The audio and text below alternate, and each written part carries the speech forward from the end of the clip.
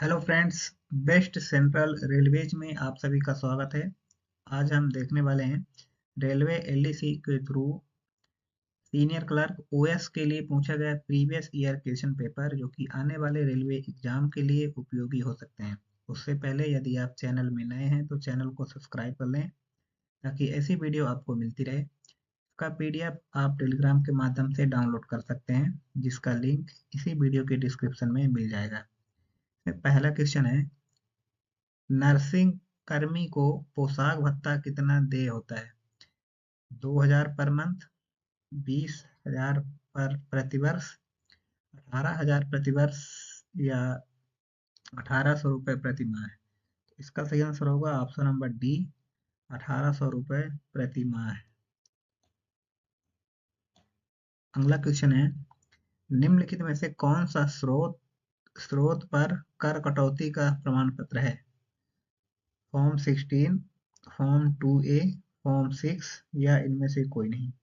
इसका सही आंसर है ऑप्शन नंबर ए, फॉर्म 16।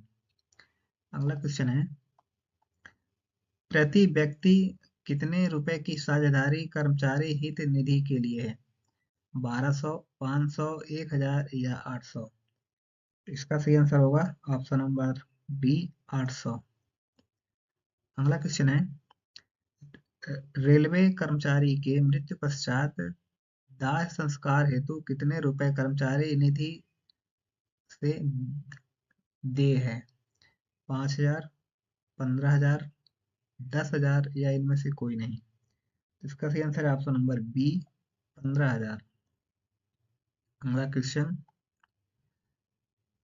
LIMBS लिम्स का फुल फॉर्म क्या है? तो LIMBS का फुल फॉर्म क्या है? तो इसका फुल फॉर्म है legal information management and briefing system, option number A. अगला क्वेश्चन है, रेलवे बोर्ड में संशोधित संगठनात्मक संरचना में कुल कितने सदस्य होते हैं अध्यक्ष सहित? इसमें जो टोटल मेंबर होते हैं वो कितने होते हैं? तो होते हैं 5, ऑप्शन नंबर डी। अगला क्वेश्चन, किस रेलवे सेवा आचरण नियम के तहत कोई रेलवे कर्मचारी द्वारा सरकारी नीति का पालन करना अनिवार्य है? नियम 5, नियम 3 का ए, नियम 3 का बी, नियम 5 का ए। तो इसका सही आंसर होगा ऑप्शन नंबर सी, नियम 3 का बी। अगला क्वेश्चन है, रेलवे सेवा आचरण नियमों के अनुसार प्रत्येक रेलवे सेवक पूर्ण रूप से सत्यनिष्ठ रहेगा, कर्तव्य परायण रहेगा, ऐसा कोई कार्य नहीं करेगा जो एक रेल कर्मी के लिए असहनीय हो या उपरोक्त सभी। इसका सही आंसर है ऑप्शन नंबर डी, उपरोक्त सभी। अगला क्वेश्चन है, निम्नलिखित का मिलान करें एवं सही विकल्प का चयन करें। तो इस एक साइड है आचरण नियम और एक साइड है इसी से संबंधित। तो इसमें जो पहला होगा रूल 3 का ए, रूल 3 का ए होगा, रूल 3 का एक, जो रूल 3 का ए होगा वो किससे संबंधित है? तो वो संबंधित है एक से, मेंटेन कर्तव्य परायण रहेगा। एक ए का 1। रूल 13, रूल 13 किससे होगा? रूल 13 होगा दहेज लेने से। बी का 3। रूल नंबर 7, रूल नंबर 7 होगा प्रदर्शन से, ऑप्शन नंबर 2। रूल 9 होगा, वो होगा सरकार की आलोचना, ऑप्शन नंबर 4। इसमें सही आंसर होगा option number B. Next question है, निम्नलिखित का मिलान करें एवं सही विकल्प का चयन करें। एक साइड है आचरण नियम और एक साइड है उसी से संबंधित।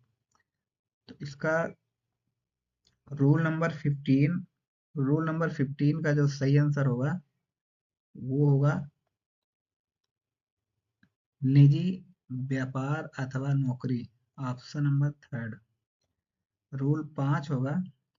रूल 5 किससे संबंधित है? वो संबंधित है राजनैतिक गतिविधियों और चुनावों में भाग लेना। Option number 1। रूल 17 संबंधित है दिवालियापन या आदतन कर्जदारी। और रूल 6 वो संबंधित है संघ अथवा संगठन में शामिल होना। ऑप्शन नंबर 1 करेक्ट आंसर है। Next question.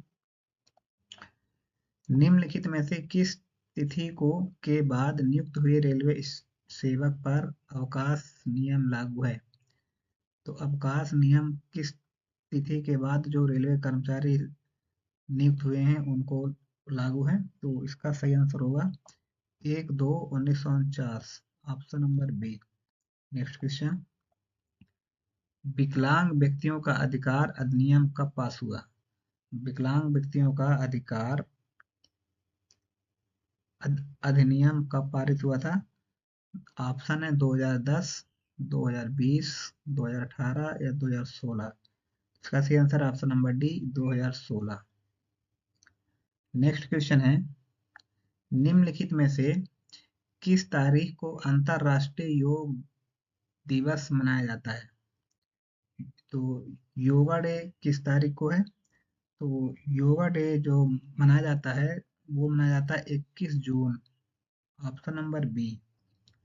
अगला क्वेश्चन। निम्नलिखित में से आईआरईसी वॉल्यूम 1 का कौन सा अध्याय अवकाश नियमों से संबंधित है? अध्याय 5, अध्याय 6, अध्याय 4 या अध्याय 10। इसका सही आंसर होगा ऑप्शन नंबर ए अध्याय 5। अगला क्वेश्चन। निम्नलिखित में से अवकाश नियम से संबंधित कौन सा कथन सत्य है? तो इसमें से कौन सा कथन सत्य है? इसका सही आंसर होगा ऑप्शन नंबर डी उपरोक्त सभी। अगला क्वेश्चन। निम्नलिखित में से औसत वेतन पर छुट्टी के नकदीकरण के बारे में कौन सा सही नहीं है? ऑप्शन है नकदीकरण हेतु एलएपी बैलेंस की आवश्यकता होती है। पूरे सेवा काल के दौरान 60 दिनों से अधिक की छुट्टी का नकदीकरण नहीं होगा। और तीसरा इसमें 20 दिनों का एलएपी को नकदीकरण करने हेतु अनुमति है। और कोई मकान किराया भत्ता या परिवहन भत्ता दे नहीं होगा। तो इसमें जो रॉन्ग आंसर है वो कौन सा होगा? तो वो होगा ऑप्शन नंबर सी। अगला क्वेश्चन। निम्नलिखित में से कौन सा कथन सही है? इसमें से कौन सा कथन सही होगा? तो इसमें से जो सही कथन है वो फर्स्ट वाला है विशेष पास एक ऐसे सेवानिवृत्त व्यक्ति को दिया जाता है जो रेलवे के न्यायिक मामलों का प्रतिनिधित्व करता है। Option number A. Next question है डीआरएम किस धातु पास के लिए पात्र है? सिल्वर, ब्रॉन्ज, गोल्ड या इनमें से कोई नहीं। तो डीआरएम किस धातु पास के लिए पात्र है? तो ये है silver. Option number A. Next question. राजपत्रित अधिकारी एक वर्ष में कितने सेट सुविधा पास के लिए पात्र हैं? केवल 5 सेट, केवल 4 सेट, केवल 6 सेट या केवल 2 सेट। इसका सही आंसर होगा ऑप्शन नंबर सी केवल 6 सेट। अगला क्वेश्चन। निम्नलिखित में से कौन सा कथन सत्य है? कौन सा कथन सही है? ऑप्शन है विधवा बहन को सुविधा पास में आश्रित के रूप में शामिल किया जा सकता है। ये करेक्ट है। उच्च श्रेणी पास चिकित्सा आधार पर जारी किया जा सकता है। ये भी सही है। अविवाहित बेटी को सुविधा पास में जोड़ा जा सकता है। ये भी सही है। तो इसका ऑल ऑप्शन करेक्ट है। Option number E D. Next question है पत्राचार में प्रयुक्त होने वाला डीओ क्या होता है? Demi order, daily official, daily order या डेमी ऑफिशियल। इसका सही आंसर है option number D, Demi official. अगला क्वेश्चन, विधवा पास योजना उन रेल सेवकों की विधवाओं के लिए कब शुरू की गई थी जो सेवा में थे? तो ये कब शुरू की गई थी? तो ये शुरू की गई थी 12/3/1987, option number B. Next question है, निम्नलिखित में से कौन सा मॉड्यूल चिकित्सा सुविधा से संबंधित है? HMIS, HRMS, PMIS या REIS? तो इसका सही आंसर होगा HMIS, ऑप्शन नंबर ए।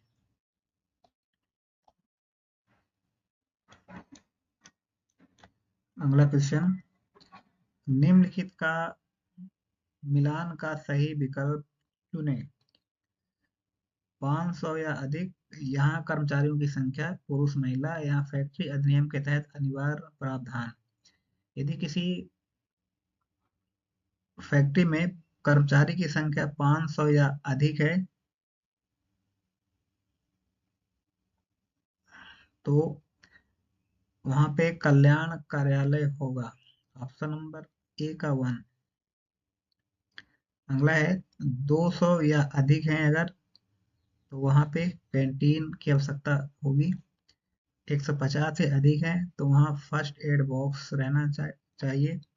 और 30 से अधिक है तो वहाँ पे शिशु गृह रहना चाहिए। तो यहाँ पे option number D correct answer है। अगला क्वेश्चन, भारतीय रेलवे में SBF योजना कब से चालू हुई? SBF योजना कब से चालू हुई थी? ऑप्शन है 1931, 1961, 1949 या 1972। इसका सही आंसर होगा ऑप्शन नंबर ए, 1931। अगला क्वेश्चन, निम्नलिखित का मिलान करें एवं सही विकल्प चुनें। कारखाना अधिनियम ये कब आया था? तो कारखाना अधिनियम जो आया था वो आया था 1948। और आयकर अधिनियम, आयकर अधिनियम कब आया था? 1961। लोक सेवा, लोक सेवक जांच अधिनियम ये कब आया था? ये आया था 1850। और कर्मचारी प्रतिकर अधिनियम ये आया था 1930। तो option number A correct option है। नेक्स्ट क्वेश्चन, नियमित कार्य के घंटे एवं विश्राम की अवधि अधिनियम के किस खंड से संबंधित है?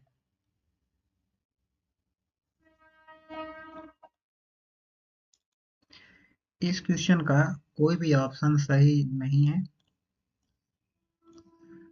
नेक्स्ट क्वेश्चन है, निम्नलिखित में से किस श्रेणी में 100% सीधी भर्ती है? तो 100% सीधी भर्ती किस श्रेणी में होती है?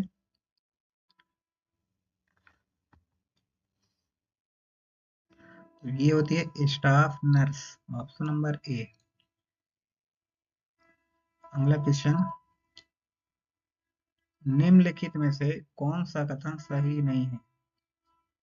ऑप्शन है, प्राकृतिक आपदा के दौरान भी विशेष आकस्मिक अवकाश दिया जाता है। सेकेंड ऑप्शन है, अविवाहित महिला कर्मचारी भी मातृत्व अवकाश के लिए पात्र है। थर्ड है, बच्चे के जन्म के बाद ही पितृत्व अवकाश दिया जा सकता है। या चौथा है, आकस्मिक अवकाश को ज्वाइनिंग टाइम के साथ नहीं जोड़ा जा सकता है।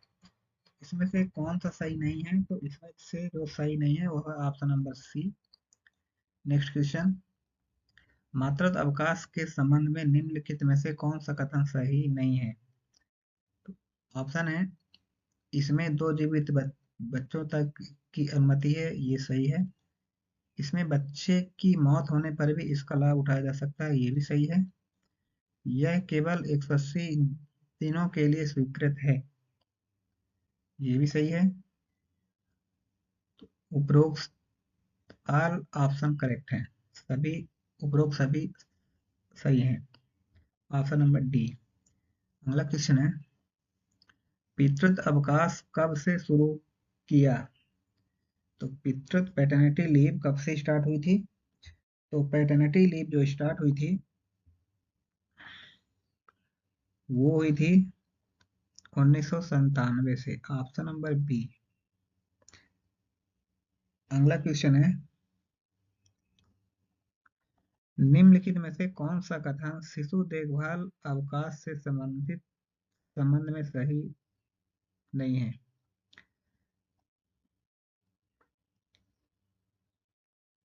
ऑप्शन है, शिशु देखभाल अवकाश बच्चे की बीमारी, पढ़ाई, देखभाल आदि के लिए लाभ उठाया जा सकता है। इसका भुगतान न्यूनतम 5 दिन और 3 वर्ष में 3 बार किया जा सकता है। पूरे सेवाकाल में कुल 730 दिन दिए जाते हैं। यह गोद लिए बच्चे के मामले में लागू नहीं है। इसमें से इस क्वेश्चन को कैंसिल किया गया था।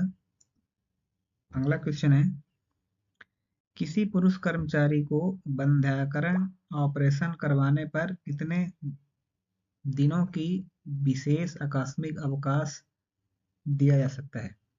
10 दिन, 14 दिन, 30 दिन या इनमें से कोई नहीं? इसका जो सही आंसर है वो होगा ऑप्शन नंबर डी, इनमें से कोई नहीं।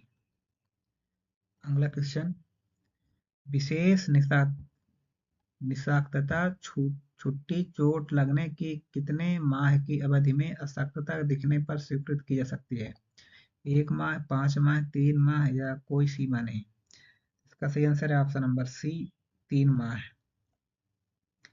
अगला क्वेश्चन है, रनिंग स्टाफ को कितना न्यूनतम गारंटेड किलोमीटर भत्ता दे है?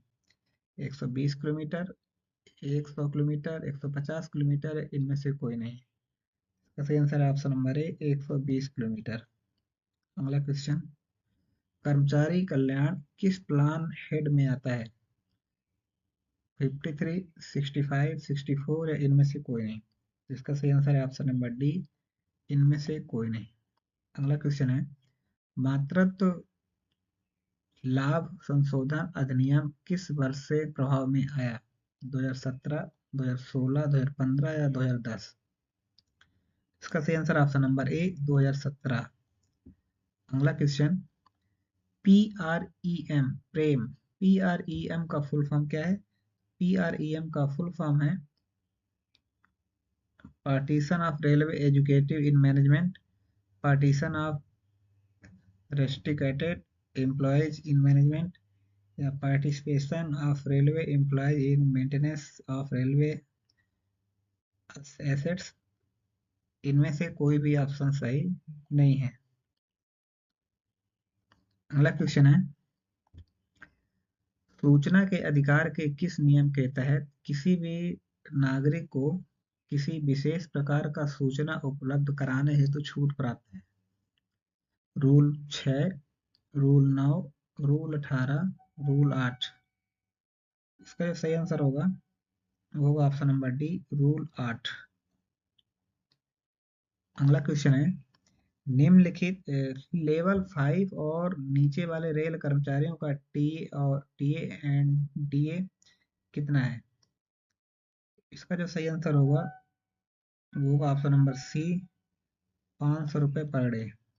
अगला क्वेश्चन,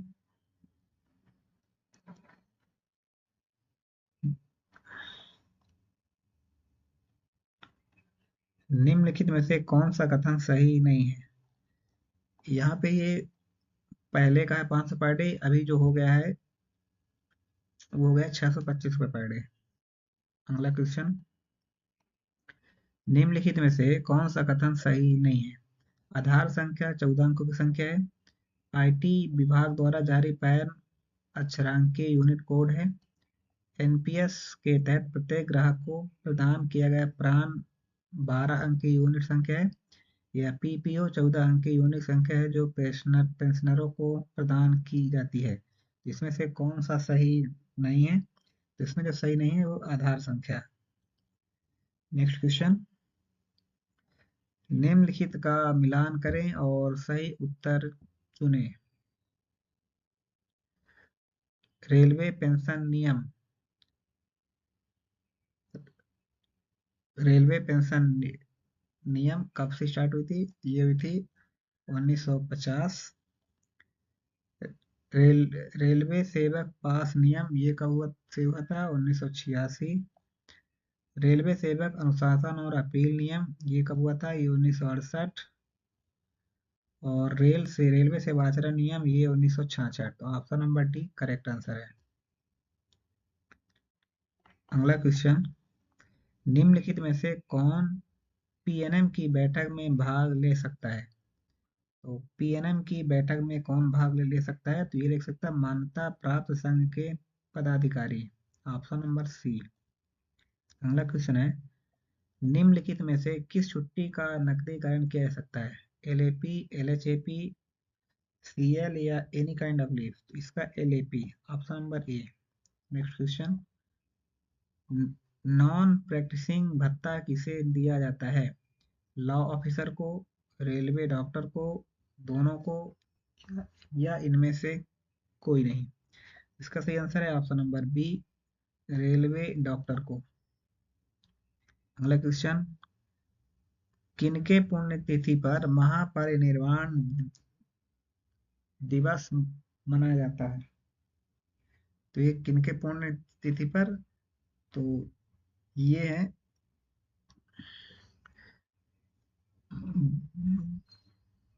बाबा साहब भारत रत्न डॉक्टर भीमराव अम्बेडकर।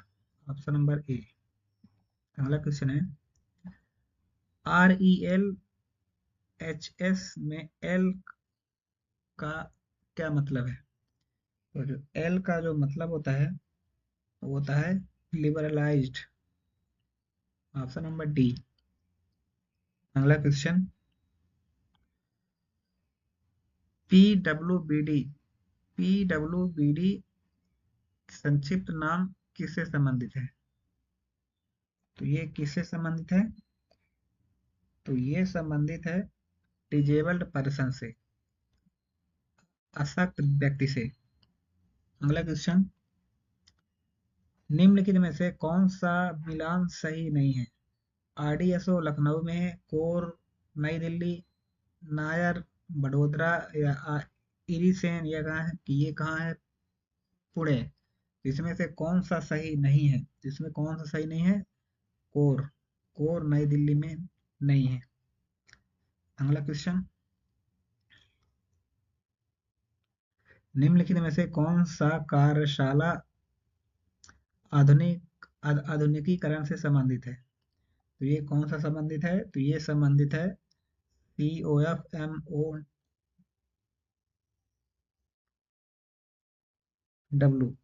अगला क्वेश्चन, कौन सा संक्षेप शब्द न्यायिक है? SLP, MA, OA, या ये सभी? तो इसका सही आंसर होगा ऑप्शन नंबर डी, ये सभी। अगला क्वेश्चन है, CRA का पूर्ण रूप क्या है? तो CRA का पूर्ण रूप क्या है? CRA का पूर्ण रूप है central record keeping agency. Option number C. अगला क्वेश्चन है, निम्नलिखित में से कौन सा कथन विकल्प सही है? लापता कर्मचारी के बच्चों के पक्ष में अनुकंपा नियुक्ति लापता होने की तारीख से 2 साल बाद दिया जा सकता है। सेकंड है, कर्मचारी के आत्महत्या के मामले में भी अनुकंपा नियुक्ति अस्वीकार्य है। तीसरा है, DRM द्वारा अनुकंपा परीक्षा लिखने हेतु केवल 2 अवसर दिए जाते हैं। तो ऑल ऑफ द करेक्ट, तो सभी ऑप्शन करेक्ट हैं। Option number D. अगला क्वेश्चन है, प्रति बच्चे प्रति माह बाल शिक्षा भत्ते की प्रतिपूर्ति की राशि कितनी है? तो ये राशि है 2250 रुपए। Option number B. अगला क्वेश्चन है, मिशन सत्यनिष्ठ किससे संबंधित है? तो मिशन सत्यनिष्ठ किससे संबंधित है? तो ये संबंधित है आचरण से। Option number A. Next question है, आंतरिक शिकायत समिति मुख्य रूप से किससे संबंधित है? स्टाफ शिकायत निवारण, यौन उत्पीड़न, SC ST अत्याचार, या उपरोक्त सभी? तो इसका सही आंसर होगा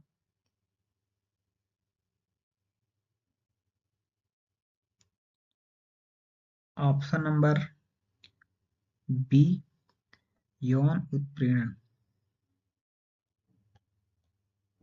नेक्स्ट क्वेश्चन, निम्नलिखित में से क्या प्रसिद्ध एम नागराज बनाम भारत संघ प्रकरण से संबंधित है? पदोन्नति, भर्ती, सेवानिवृत्ति या ये सभी? इसका सही आंसर है ऑप्शन नंबर ए, प्रमोशन, पदोन्नति। नेक्स्ट क्वेश्चन है, चयन के पद के मामले में प्रत्याशित रिक्तियां अगले कितने महीनों तक ली जाती हैं? 12 महीने, 15 महीने, 18 महीने या 24 महीने? इसका सही आंसर होगा ऑप्शन नंबर बी, 15 महीने। नेक्स्ट क्वेश्चन, निम्नलिखित का दक्षिण पूर्व मध्य रेलवे के अधिकारी का नाम व उनके पद से सही मिलान चुनें। ये उस टाइम का करंट का ऑप्शन था, जिसके जो सही आंसर हो गए ऑप्शन नंबर ए। अगला क्वेश्चन, चयन में सेवा रिकॉर्ड के तहत कितने अंक आवंटित किए गए हैं? 15 अंक, 85 अंक, 50 अंक या इनमें से कोई नहीं? तो इसका सही आंसर होगा ऑप्शन नंबर ए, 15 अंक। अगला क्वेश्चन, रेलवे कर्मी का APAR लिखने का सही क्रम क्या है? तो APAR लिखने का जो सही क्रम क्या है? तो इसका सही क्रम है स्व मूल्यांकन, रिपोर्टिंग अथॉरिटी, रिव्यूइंग अथॉरिटी और एक्सेप्टिंग अथॉरिटी। ऑप्शन नंबर एक करेक्ट ऑप्शन है। अगला क्वेश्चन है, MSCP का फुल फॉर्म क्या है? MSCP का फुल फॉर्म है modified assured career progression, option number C. Next question है, PLB नंबर कुल कितने अंक के होते हैं? PLB PL number PL number कुल कितने अंक के होते हैं? तो PL नंबर 8 अंक के होते हैं, option number B. Next question है, निम्नलिखित में से कौन सा कथन सही नहीं है? इनमें से कौन सा कथन सही नहीं है? तो ये है, विभागीय योग्यता परीक्षा हेतु 3 अधिकारियों की आवश्यकता होती है, ये सही नहीं है, ऑप्शन नंबर डी। अगला क्वेश्चन, निम्नलिखित में से क्या रेलवे कर्मचारियों के प्रशिक्षण से संबंधित है? मिशन कर्मयोगी, प्रोजेक्ट सक्षम, उपरोक्त दोनों या इनमें से कोई नहीं? इसका सही आंसर होगा ऑप्शन नंबर सी, उपरोक्त दोनों। Next question, mission hungry for cargo निम्नलिखित में से किससे संबंधित है? तो मिशन हंग्री फॉर कार्गो किससे संबंधित है? तो ये संबंधित है ऑप्शन नंबर डी, उपरोक्त सभी। Next question, provident fund act किस वर्ष अस्तित्व में आया? तो प्रोविडेंट फंड एक्ट किस वर्ष अस्तित्व में आया? 1927, 1925, 1947 या इनमें से कोई नहीं? इसका सही आंसर होगा ऑप्शन नंबर बी, 1925। अगला क्वेश्चन, निम्नलिखित में से कौन सा कथन सत्य नहीं है? तो इनमें से कौन सा कथन सत्य नहीं है? तो ये रेलवे भर्ती कंट्रोल बोर्ड का मुख्यालय बेंगलुरु में अवस्थित है, यह सही नहीं है। अगला क्वेश्चन, निम्नलिखित में से कौन सा कथन सत्य नहीं है? इनमें से कौन सा कथन सत्य नहीं है? इनमें से ऐसे कोचों को मूल रूप में फ्रांस में तैयार किया जाता है, ये सही नहीं है। Next question, modern coach factory कहाँ स्थित है? तो मॉडर्न कोच फैक्ट्री कहाँ स्थित है? तो ये स्थित है राय बरेली में, ऑप्शन नंबर सी।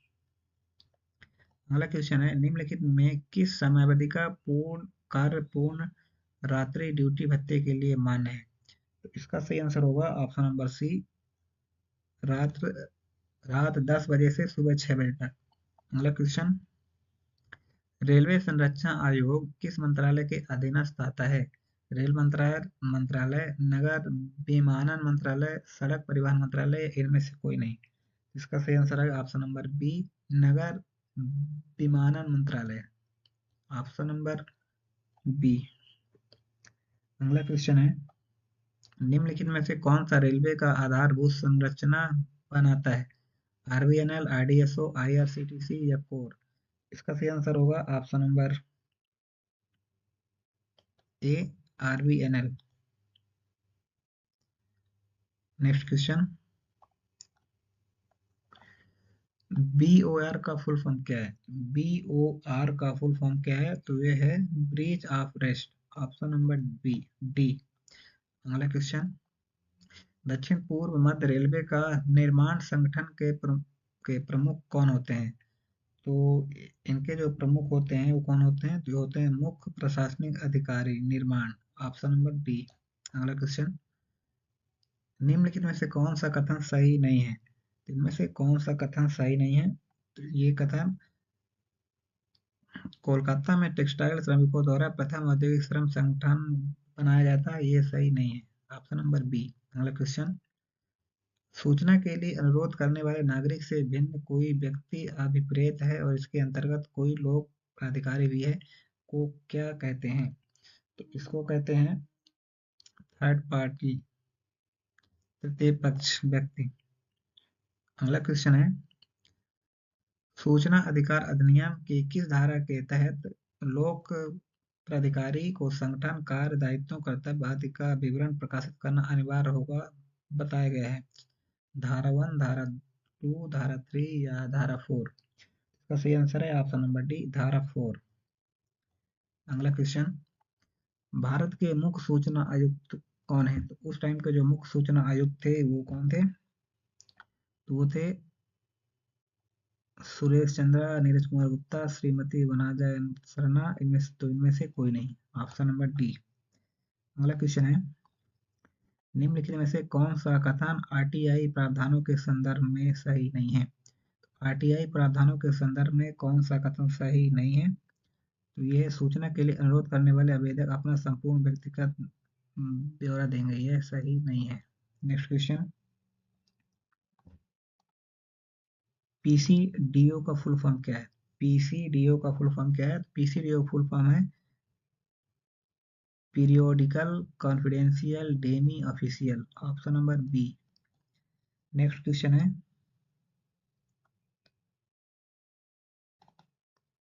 इंटेंसिव श्रमिकों के लिए कितने घंटों का कार्य आवश्यक है? तो कितने घंटों का कार्य आवश्यक है? तो ये आवश्यक है सप्ताह में 42 घंटे। Option number D. अगला क्वेश्चन, निम्नलिखित में से कौन सा पद समुदाय एक्सक्लूडेड वर्गीकरण में आता है? मैट्रॉन्स, रेलवे स्कूल शिक्षक, स्टेनो या ये सभी? इसका सही आंसर होगा ऑप्शन नंबर डी, ये सभी। अगला क्वेश्चन, आरडीएसओ का फुल फॉर्म क्या है? आरडीएसओ का फुल फॉर्म क्या है? तो आरडीएसओ का फुल फॉर्म है research design and standard organisation. Option number D. अगला क्वेश्चन है, कंटिन्यूअस रोस्टर में कितने घंटों की ड्यूटी के पश्चात लॉन्ग ऑन होता है? 8 घंटे, 10 घंटे, 12 घंटे या इनमें से कोई नहीं? इसका सही आंसर है ऑप्शन नंबर बी, 10 घंटे। अगला क्वेश्चन है, एमएससीपी स्कीम किस तिथि से शुरू किया गया था? तो इसका सही आंसर होगा ऑप्शन नंबर ए, 1/9/2008 से। अगला क्वेश्चन, रेलवे बोर्ड का अध्यक्ष एवं सीईओ कौन है? तो रेलवे बोर्ड का अध्यक्ष एवं सीईओ कौन है? तो इसका सही आंसर होगा ऑप्शन नंबर डी, इनमें से कोई नहीं। अगला क्वेश्चन, RITES का फुल फॉर्म क्या है? RITES का फुल फॉर्म है railway indigenous technology and experiment services. Option number B, sorry इसका नंबर है rail India technical and economic service. Option number C. अगला क्वेश्चन है, जीईएम शब्द का संक्षेप संबंधित है? जीईएम किससे संबंधित है? तो जीईएम संबंधित है मार्केटिंग से। Option number A. Next question है, जो अध्याय सामान्य सेवा शर्तों को बताता है निम्नलिखित में से किस कोड मैनुअल में उपलब्ध है? तो ये किस कोड मैनुअल में उपलब्ध है? तो ये है IREC 1 में। Option number B. अगला क्वेश्चन है, जो अध्याय भर्ती प्रशिक्षण इत्यादि को बताता है निम्नलिखित में से किस कोड मैनुअल में आता है? तो ये किस कोड में आता है? तो ये आता है आर IREM 1 में। अगला क्वेश्चन, CGEGIS का फुल फॉर्म क्या है? CGEGIS का फुल फॉर्म है इनमें से कोई नहीं। अगला क्वेश्चन, निम्नलिखित में से कौन सा लखनऊ में अवस्थित है? RDSO, IRITM, Jagjivan Ram, RPF academy या ये सभी? तो इसका सही आंसर होगा ऑप्शन नंबर डी, ये सभी। अगला क्वेश्चन, भारतीय रेल का राष्ट्रीयकरण किस वर्ष हुआ? तो रेल का राष्ट्रीयकरण किस वर्ष हुआ था? ये हुआ था 1951। Option number B. अगला क्वेश्चन, शुरुआत में भारत के प्रथम रेलगाड़ी द्वारा कितनी दूरी तय की गई थी? तो ये कितने किलोमीटर तय की गई थी?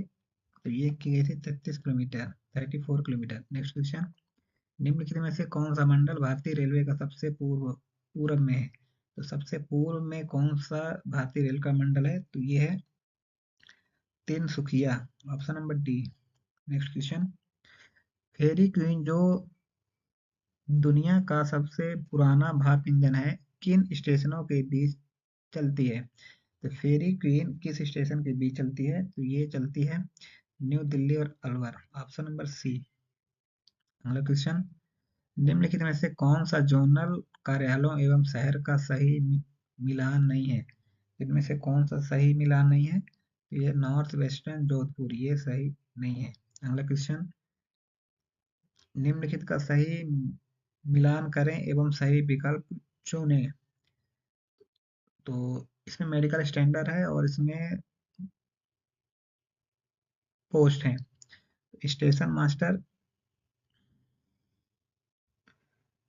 स्टेशन मास्टर के लिए A2, जूनियर इंजीनियर के लिए A3, कमर्शियल क्लर्क के लिए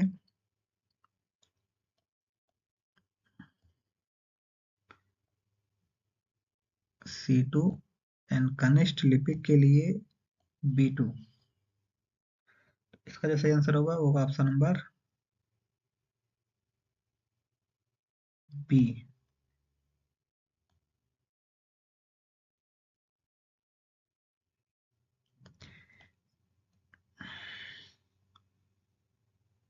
A1, ए का 1, बी का 3 और सी का 2। यहाँ रॉन्ग है। सी का होगा 2 ऑप्शन और जूनियर क्लर्क का होगा C2, 4 answer, option number B. अगला क्वेश्चन है, यूडीएम का फुल फॉर्म क्या है? तो यूडीएम का फुल फॉर्म है user depot module, option number C. Next question है, काव्य गजल संग्रह के लिए मैथिली शरण गुप्त पुरस्कार योजना के तहत प्रथम पुरस्कार की राशि कितनी है? तो इसमें जो प्रथम पुरस्कार की राशि है वो है 20,000 रुपए, ऑप्शन नंबर डी। अगला क्वेश्चन, निम्नलिखित में से कौन सा प्रलेख राजभाषा अधिनियम 1963 की धारा 3(3) के अंतर्गत शामिल नहीं है? तो कौन सा शामिल नहीं है? तो ये शामिल नहीं है अभ्यवेदन, ऑप्शन नंबर सी। अगला क्वेश्चन, हिंदी में प्राप्त 100% पत्रों के उत्तर किस भाषा में दिए जाने चाहिए? तो ये किस भाषा में दे है? तो ये दे है हिंदी में ही, ऑप्शन नंबर बी। अगला क्वेश्चन है, रेलवे बोर्ड राजभाषा कार्यान्वयन समिति के अध्यक्ष कौन होते हैं? तो ये होते हैं अध्यक्ष railway board, option number A. अगला क्वेश्चन है, राजभाषा नियम 1976 में कुल कितने नियम हैं? तो इसमें कुल कितने नियम हैं? तो ये टोटल नियम है 12, ऑप्शन नंबर डी। अगला क्वेश्चन, राजभाषा अधिनियम 1963 में कुल कितनी धाराएं हैं? तो इसमें धाराएं कितनी हैं? तो इसमें धाराएं हैं 9, ऑप्शन नंबर सी। अगला क्वेश्चन, राजभाषा आयोग का गठन कब हुआ था? राजभाषा आयोग का गठन कब हुआ था? तो ये हुआ था 1955, ऑप्शन नंबर ए। अगला क्वेश्चन,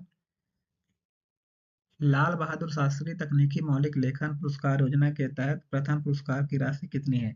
इसमें जो प्रथम पुरस्कार की राशि होगी वो होगी 20,000 रुपए, ऑप्शन नंबर ए। अगला क्वेश्चन, निम्नलिखित का सही मिलान करें। का क्षेत्र में कौन सा आता है? तो का क्षेत्र में आता है अंडमान एवं निकोबार, खा क्षेत्र में आता है गुजरात और गा क्षेत्र में आता है गोवा, ऑप्शन नंबर ए। अगला क्वेश्चन, हिंदी भाषा के विकास के लिए निदेश का उल्लेख भारत के संविधान के किस अनुच्छेद में है? तो किस अनुच्छेद में है? तो ये है इनमें से कोई नहीं। ये था रेलवे एलडीसी को 3 सीनियर क्लर्क ओएस के लिए पूछा गया प्रीवियस ईयर क्वेश्चन पेपर, जो कि आने वाले रेलवे एग्जाम के लिए उपयोगी हो सकते हैं। यदि आप चैनल में नए हैं तो चैनल को सब्सक्राइब कर लें ताकि ऐसी वीडियो आपको मिलती रहे।